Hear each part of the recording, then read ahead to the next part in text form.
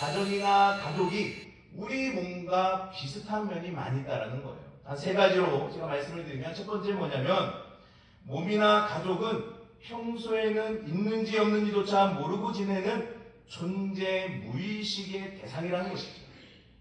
자, 몸은 치하기 전에는 뱃속 어디에 위장이 있는지를 잘 모릅니다. 오장육부가 있는 것조차도 모르면서 지내다가 결국 그곳이 아파봐야 거기에 위가 있고 또 이 자리에 십이지장이 있는 것이고 이 자리에 심장이 있다라는 것을 알게 되듯이 가족도 마찬가지라는 것이죠. 있을 때는 잘 모르겠는데 그 가족이 없으면, 또한 식구들이 없으면 그 자리가, 빈자리가 굉장히 크다라는 것을 느끼게 된다는 겁니다. 자녀들도 부모의 존재를 너무도 당연시해서 그 존재 가치를 잊고 살다가 부모님이 소천하게 되면 그 자리가 크다라는 사실을 알게 되는 것이죠. 부모들도 자녀들이 잘 커주는 것이 당연하다라는 생각을 갖고 있지만 자녀들의 존재 가치를 잊고 함부로 대할 때도 있다는 것입니다. 근데 어느 날 자녀가 없다고 생각해 보신다면 그것도 굉장히 큰 자리가 아닐 수 없는 것이죠. 우리가 흔히 하는 말로 10손가락 깨물어서 안 아픈 손가락이 없다라는 말이 있듯이 그 손가락도요, 깨물지 않으면 있는지 없는지조차도 모르고 사는 것이 우리의 인생이다라고 말씀드릴 수 있습니다. 그래서 몸이 아파봐야 그 몸의 그 장기의 소중함을 알고 있듯이 가족도 그 자리가 비어봐야 그 자리의 소중함을 느낄 수 있는 법입니다. 저희 집에서도 아프면 안 되는 자리가 하나가 있는데요. 바로 엄마의 자리입니다. 아이들도 제가 아프거나 며칠씩 집에 없으면 별로 그러려니 하고 보낸다는 것이죠. 그런데 엄마가 아프다거나 하루 이틀 없게 되어지면 무조건 안 된다는 거예요. 왜냐하면 일단 아내가 아파서 누우면 그때부터 집안 꼴이 막 무서워지고 또 그 아이들이 엄마가 없는 그 빈자리가 너무나도 크다라는 것을 알고 있기 때문에 그렇다는 것이죠.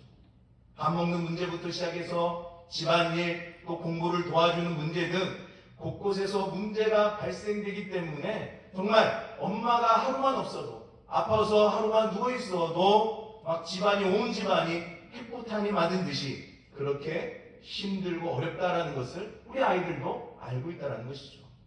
이렇듯 평소에 엄마의 자리가 보이지 않다가도 막상 자리가 비면 그 자리가 얼마나 큰 자리인지를 비로소 알게 된다는 것입니다.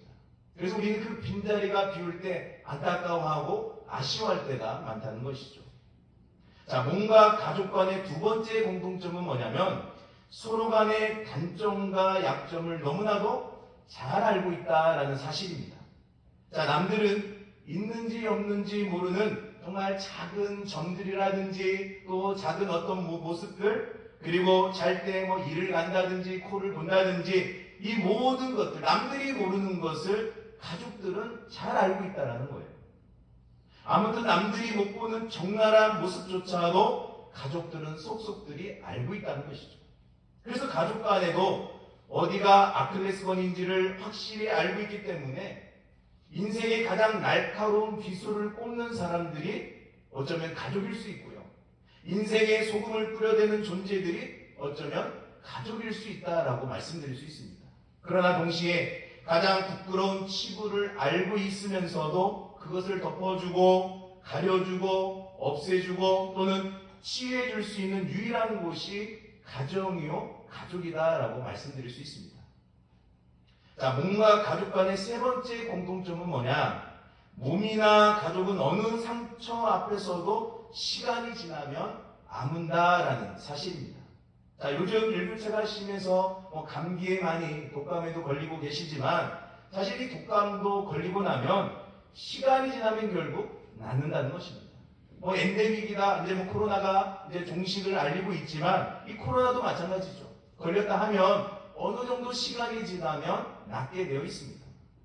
그리고 어젯밤에 그렇게 심한 말다툼했음에도 불구하고 오늘 아침이 태어나게 밥을 같이 먹을 수 있는 것도 가족이기 때문에 가능할 수 있는 것이죠.